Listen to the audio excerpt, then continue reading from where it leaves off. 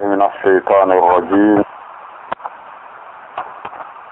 إذا مولر الله إمد الشيطان أو دورة هذا kasi mawlarati wonde hani iɗen en jange hande ila aya capanɗe jeetati e nayyi ha capanɗe jeetati e jeetati ila 84 ha 88 eyno kañum ayelen Allah daali wa id akhadna sanga men nanguno misaqakum ahadiji mo on la tasfikuna on rufata dima'akum ƴiƴe moɗen ƴiƴe monɗen wala tukhrijuna on yaltinta anfusakum wonkiji monɗi min diyarikum ka galleji moɗon summa refti aqrartum kirriti ɗon wa antum onon tashhaduna ko on seediɓe summa refti antum onon haula'i e ɓen taɗahi ɗon wara anfusakum wonkiji monɗin wa tukhrijuna hiɗon yaltina fariqan feddego minkum e moɗon min diyarihim ka galleji maɓɓe tadaharuna hiɗon wallidira alayhim e dow maɓɓe bil ismi hugol junubu wal udwan e jaggitere wa in ya'tukum si ari e mon usara dahaɓe nanga tufaduhum sottonɓe yoɓo mbuuri yaltinonɓe wa huwa ɗum muharramun ko harmuɗum alaykum e dow mon ikhrajuhum yaltingol ɓe ngol afa tu'minuna e on gomɗinal bi ba'dil kitabi yoga e defte wa takfuruna yeddom bi ba'din yoga fama jaza'u wonali joddi man yaf'al zalika on huuɗo ɗum gomɗingo yoga yedda yoga minkum e ma on wonali joddi makko nin illa si wona khizyun koyran hersa fil hayati dunya ka gurnan adna ɗo wa yawma alqiyamati ñalande dargal kadi yuradduna ɓe rutte ila faade ashaddi alazabi ka ɓuri sattude e lette wama allahu on wonade ɓe ghafilin ko welsindiɗo amma ta'maluna ngay e konko wonɗon e gollude ulaika alladhina ko ɓe woni ɓen ishtaraw alhayata dunya sokkirɓe gurnan adna ɗam bil akhirati lahara fala yukhaffaf anhum hay simtaki ngay e maɓɓe alazabu lette ɗen wala hum wona kamɓe yunsaruna woni ko wallete walaqad gomɗi atayna min okki Musa anna Musa alkitaba deftere wa qaffayna min jokkintini min ba'dihi ɓawo makko be rusuli nelaɓe wa atayna min okki Isa bene Maryam Isa ɓiɗɗo Maryam on min okkimo albayyinati hujjaji ɓanguɗi wa ayyadnahu min sembinirimo bi ruhil qudusi ruhu laaɓuɗo afa kullama ja'akum e ko tuma kala addani o rasulun nelaɗo bima la tahwa konko welata anfusukum wonkiji mon ɗin istakbartum mawnin tinot ɗon fa fariqan feddego kadabtum fenno wa fariqan feddego e annabaɓen tagutuluna waron wa qalu kañum alyahuda ɓen ɓe wi'i qulubuna ɓerɗe amen ɗen gulfun ko hiɓɓaɗe ko welsiniɗe ngay e ko wonɗa yewtere kon Allah daali bal ko woni la'anahumullahu Allah huɗiɓe o toñaɓe bi kufrihim ko sabu heferako maɓɓe ngun o huɗiriɓe fa qalilan fanɗi moƴƴa noon ma yu'minuna konko ɗon e gomɗinde ɗeɗo ayeji kadi toujours ko fi alyahudaɓe ɓen mais ɓe alyahudaɓe ɗo e ɓe janggaten fimum ɓawo to no woodi ka serti seeɗa wona honɗum ɓe janggaten fimum ɗo hande ɓeɗo ko wuuridunoɓe ɓen e nelaɗo wuuridunoɓe ɓen e nelaɗo fanda amma ko fiɗɗi buy e ko arta ɗo kadi ko qissaji fiɗɗinoɓe mama soroɓe ɓen ɗon ɓe wonde janngude fimuɗum ɗo wono andirɗen noon wonde leƴƴi ɗiɗi majorité ji no e nder ka wi'eteɗum Madinatul Munawwara ko ɓen woni nationalité d'origine Madina ngol nañol no wiye Aws ngol nañol no wiye Khazraj gonna ye aus ngono ye khadrat ido liddi wonno majority e nder yimbe Madina ben no andirden do ni fewn do ko fulbe e maninka woni majority leydi ladina donc le ididi e nder alyahuda e non eggi ari hoɗi Madina no woodi e no ari ka kissaji wonde ko addi ɓe Madina ɗon ko tawde ɓe an no windi defte maɓɓe wonde sakkitoro annabajo on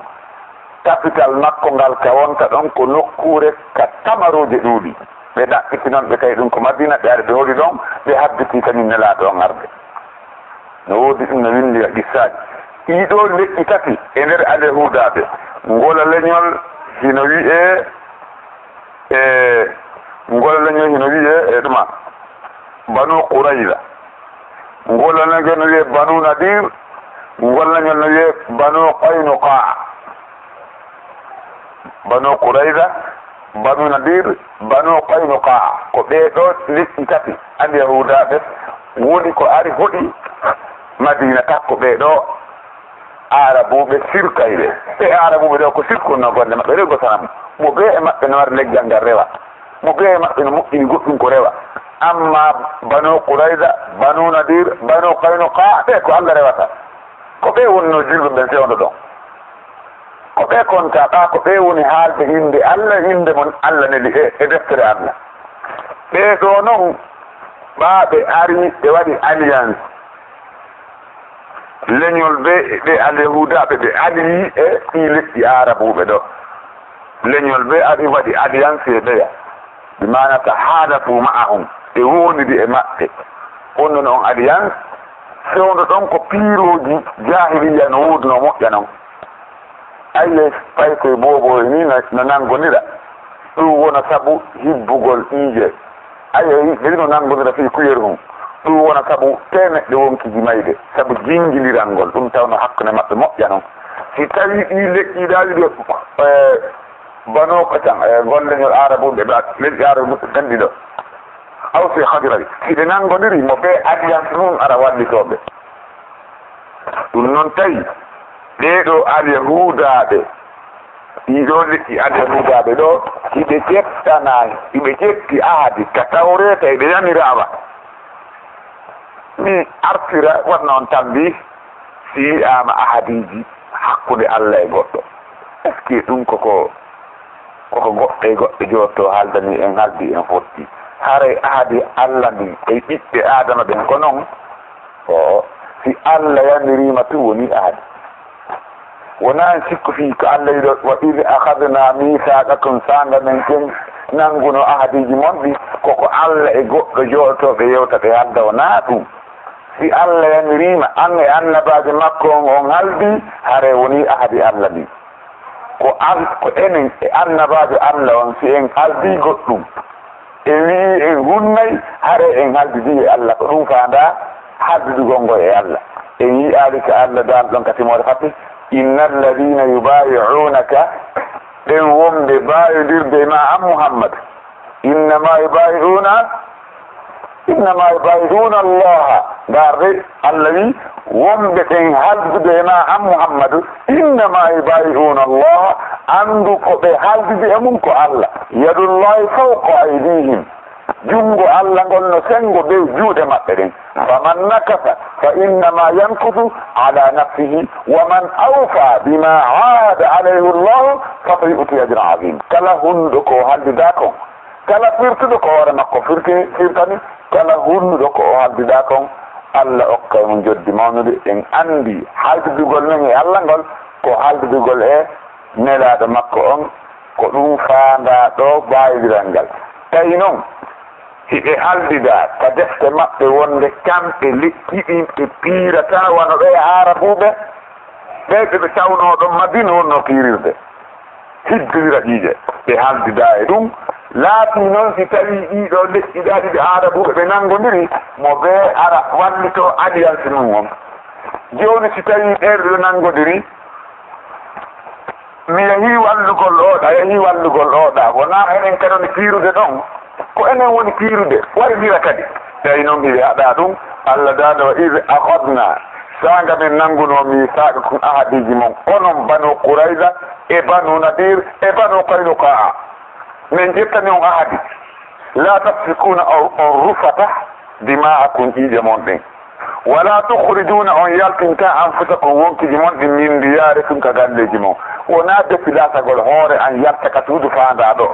on ɗum faanda ɗo ko yaltingol musidɗo an on ka galle makko raɗomo si a yaltini musidɗo ma on ka galle makko a raɓitemo no wayi wati ko an yaltani hoore ma galle maɓɓa ko musidɗo ma on yaltinda wala tukhrijuna on yaltinta anfusakum wonkiji mon ɗin min diyarikum ka galleji moɗon summa refti aqrartum tirriki ɗon rekonisi ɗon ɗon wiwɗon way jaɓuɗon ɗum kadi tirriki ɗon wa antum onon tashhaduna ko on seediɓe bimana wona kadi ɓaawo mon kadi si on lundike wona ɓaawon anda koko anduɗon fii muɗum ɗon tigi wonɗon e lundade summa refti antum onon ɓeɗo banu qurayza e banu qaynuqa haula'i banu ɓeɗo kadi ɗiɗo leƴƴi summa refti antum onon haula'i ɗe ɗi onon ɗiɗo leƴƴi banu qurayza banu qaynuqa e banu nadir tabutuluna hiɗon wara anfusakum wonkiji mon ɗin sabu yahugol wallitomo ɓe wallito goɗɗo ɗimmojo mum waron wonkiji mon ɗin tabutuluna anfusakum hiɗon wara wonkiji mon ɗin sabu ƴettugol kaafa mon soppindi ɗon wa tukhrijuna eɗen yaltina fariqan feddego min ko e moɗon min ndiyari inka galleji maɓɓe tazaharuna hiɗon wallidira alayhim e hoore awse e hasraj hiɗon wallidira e hoore maɓɓe alliance ɓe mon ɓen bil ismi e junubu ismi ko waɗugol junubu wal udwani e jaggitere yawta keerol allah ngol mi wiino on wonde si tawi goɗɗo pii musidɗo mum julɗo e hoore tooña hare o waɗi ɗon tooñeji tati si a wujji jawdi goɗɗo a waɗi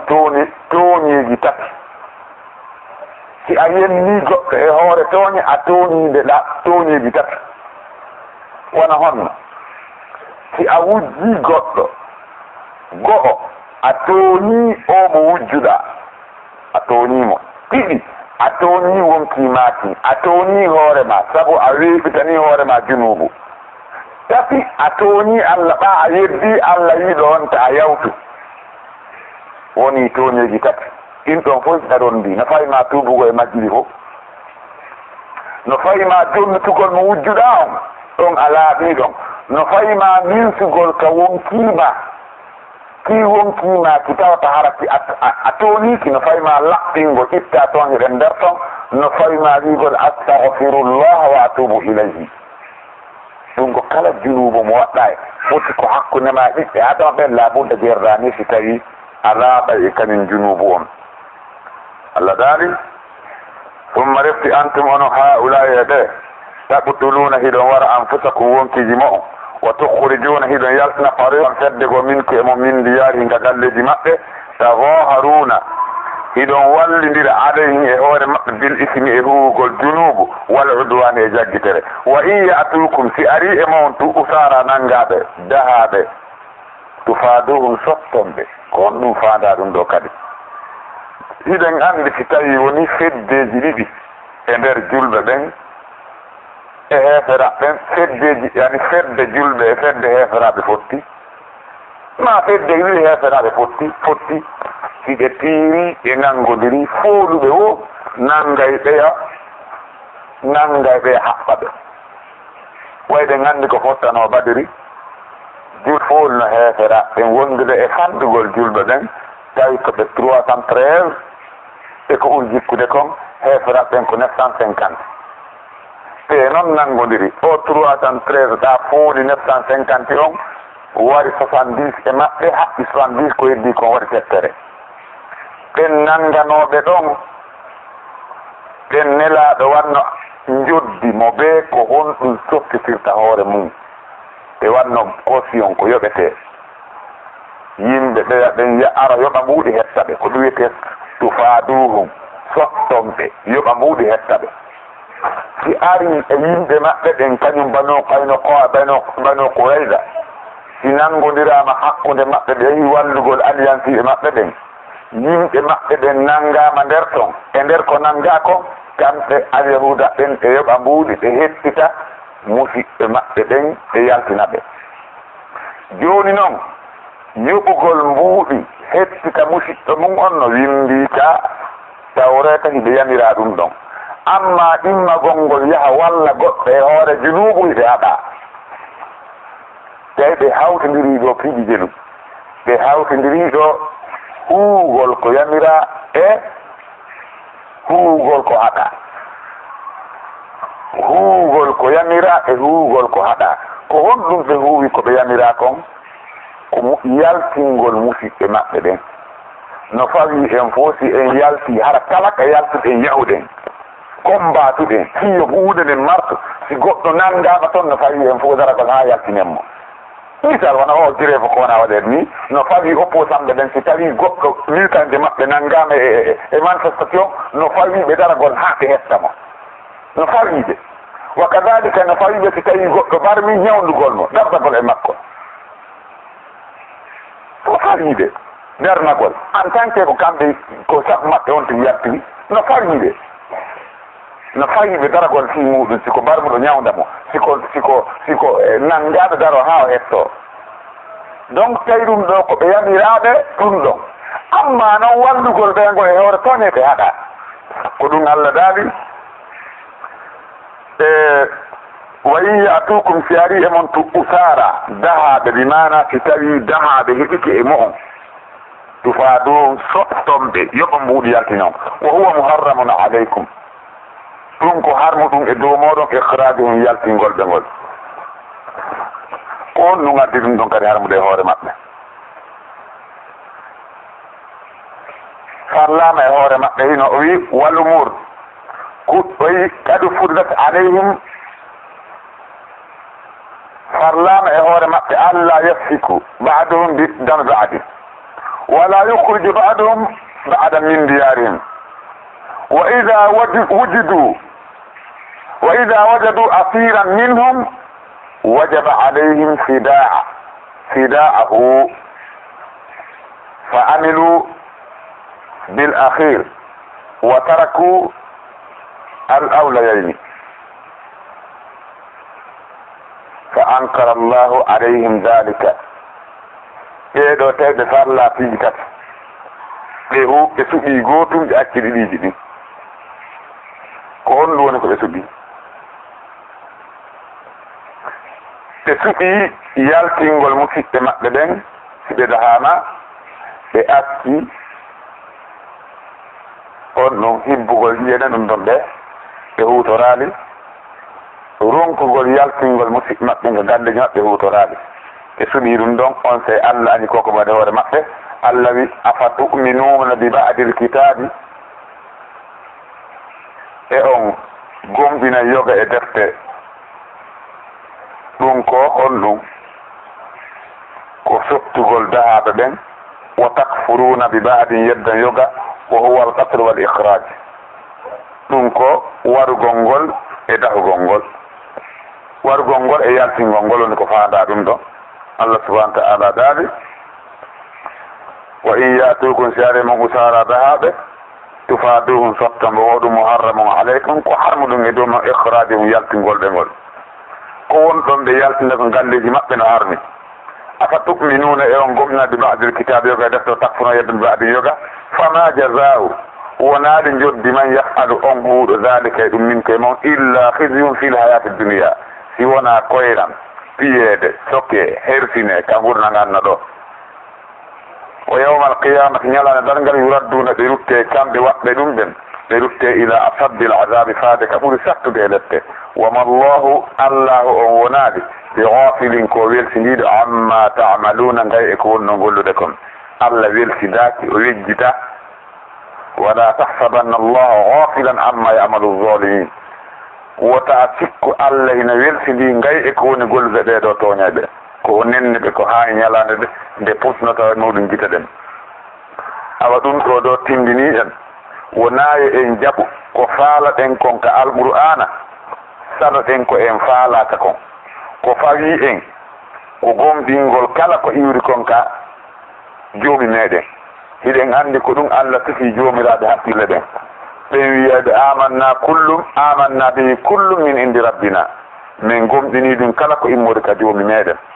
no fawi en jaɓugol ko Allah subhanahu wa ta'ala wi en konka alqur'ana no fawi en accigol ko haɗi en kon wota en sendu ya ayyuha alladhina amanu dukhulu fi silmi kaffa wala tattabi'u khutuwati shaytan ko ono yo gomɗinɓe naate e diina kanka fuu jaɓe sariyaji diina kan fuu wota on sendu Allah daali wa'tasimu bihablillahi jami'an wala tafarraqu jogite ɓoggol Allah ngol fuu wota on sendu Allah subhanahu wa ta'ala daali e nokkugo kadi imo ɓangina jikkuji toujours alyahuda ɓen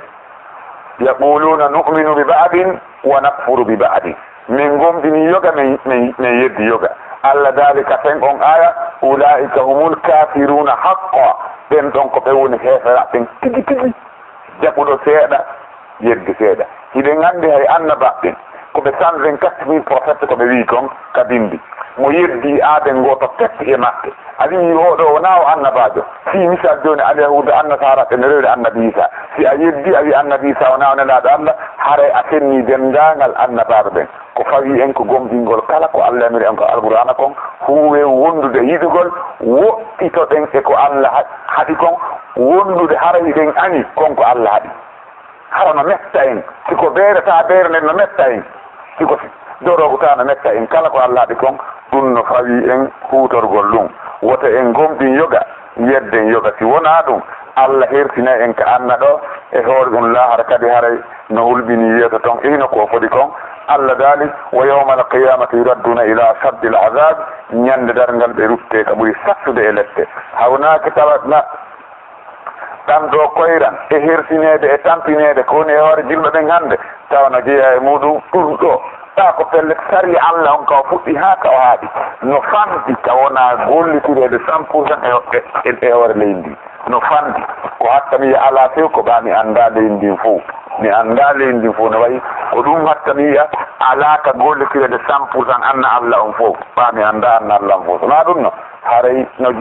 tindini si tawi ɗum woniri noon haray si tawi woniri noon ala ka gollitirede haray teddugal men ngal e valeur men on e naf e ɓuttu men on ka anna ɗo no manki embere wo ko mankinɗen gollugo sare Allah on wama Allahu Allah wonaade bi ghafilin ko wirtindiɗo amma ta'maluna ngay e ko wonno gollude kon Allah daali ulaika alladina ishtaraw alhayata ad-dunya ko ɓe ɗo woni sottirɓe gurnan anna ɗan bil akhirati lahara en yewtino ɓaawo si tawino hara ko alal akhirati arno harayno ko harayno ko suɓiɓe gurnan anna ɗan ɓe acci lahara kono ko ɓa ko bi ari yeeso ko sottirɓe fireten iftara wiɗon no wona sottugol no wona suɓagol si tawi ko ala ari haray ko suɓagol si tawi ko bi ari yeeso haray ko sottugol ko ɓe woni imanu e golle moƴƴe koɓe jogino kon ɓe wattitiri ɗum e heferatu e yeddugol Allah ɓe acciti imanu on e jokki heferatu fala yukhaffaf anhum hayfintake ngay e maɓɓe al azabu lette ɗen ñandedal ngal wala hum wona kamɓe yunsaruna woni ko wallete saabu Allah wallataɓe kala mo Allah wallalle wallomo ala wa in yansurukumullahu fala ghaliba lakum si Allah walli on folo on ala wa in yakhlulkum faman dha alladhi yansurukum min ba'di si tawi Allah woppi on ko hombo wallata on hara Allah tawaka ala yo Allah walli en e hoore ko yiɗi kon ولقد قم بآتينا من أكي موسى أن موسى بك إمرانا أن الكتاب دفتر تدن دون كتاوريتا وقفينا من جوكين من بعده با مقضي رسلنا لابه أولو ويتيد موسى يوتدو الله أكي مو دفتر ويتيد تاوريتا الله أن سي باو أن موسى فئي الله جوكين تني نلابه go bawo makko be hino nyaawira tawreta ha hewti timmode annabajo on e maɓɓe timmode annabajo e bani israila ko hombo ko annabi Isa woni timmode annaba ɓen nelaɓɓen ka leñol maɓɓe Allah subhanahu wa ta'ala daali wa qaffayna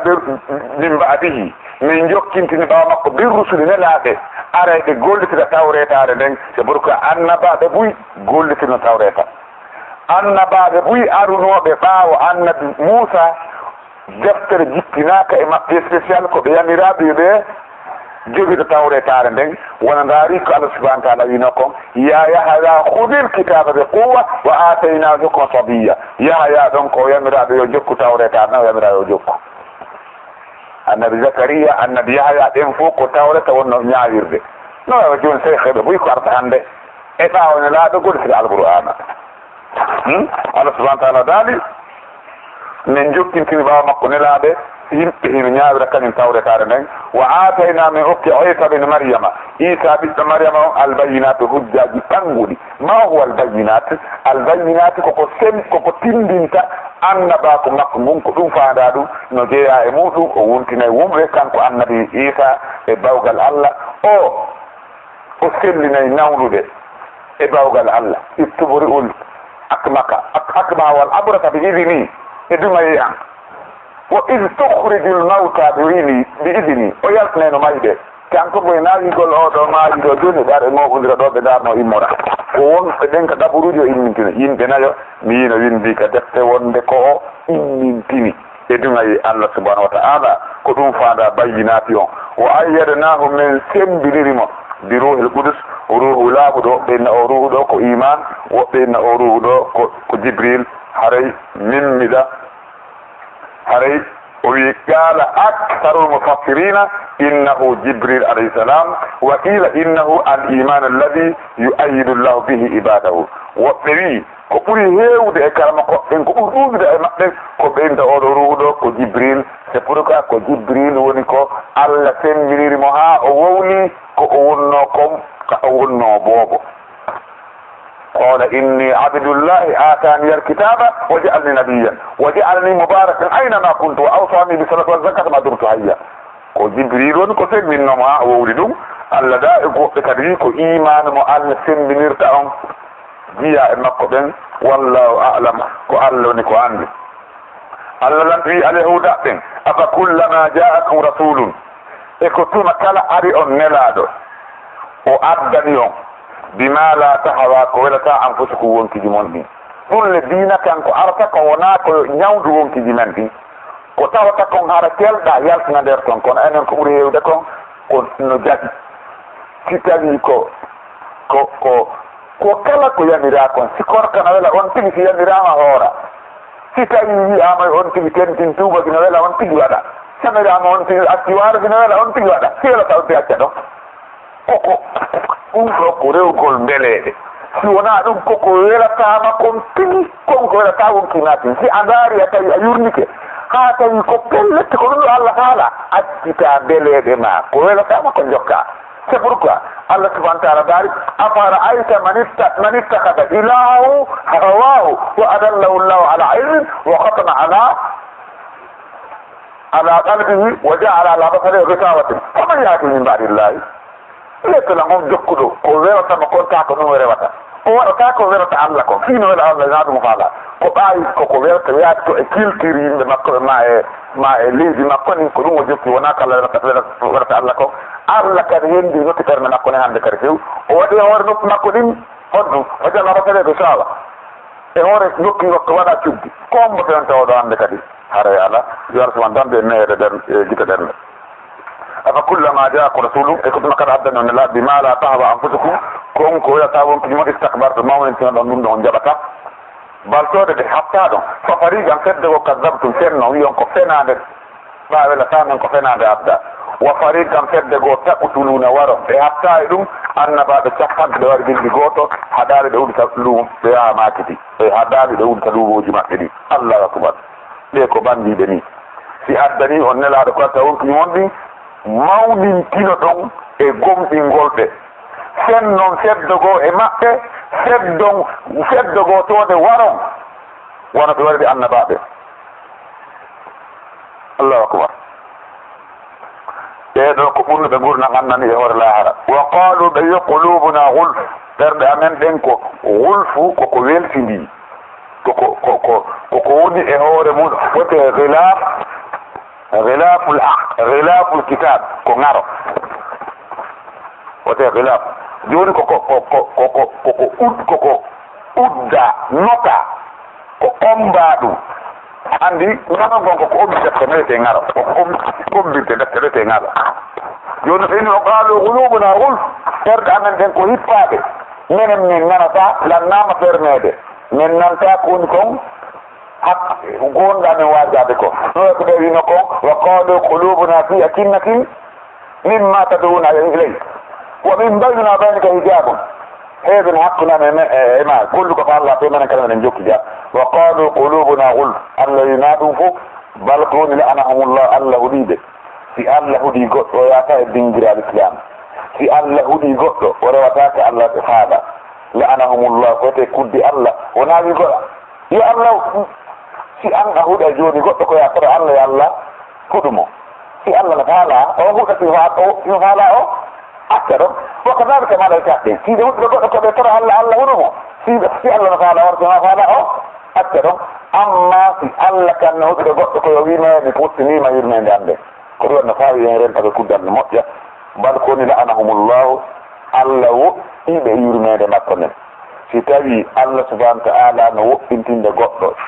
يرمين مكنا في الله هدى قد في تالي الجنة أنكو نجم هبطة وقسينه نبيل تولتي بل كن لعنهم الله الله هدي بك ونأتونياب بكفرهم كسبوا هيفراك مقبهم فقليلا فندي ما يؤمنون كنك بنقوم من ذلك سبوا ألفان ركضابي فلما زاغوا أزاغ الله قلوبهم وقاب أونك ألا أوني برد مقبهم ألا مجين كامس وقود أفجي فنك ومجين لناكم كل سيمو فيونا أم وفالا سبوا يرمي لنكو قول المكو يالا فيوني سيمو majjina o accata majjidon on o faala sabu nundal makko e hikma makko fa o watta ko o faala ko o watta bi mana ko faadirude o watta hayde hunde si wona tawde ko hikma kala ko waɗi kon ko goɗɗum o waɗirta hunde ni nama ni sabu Allah wonade ko fijowo wallahu a'lam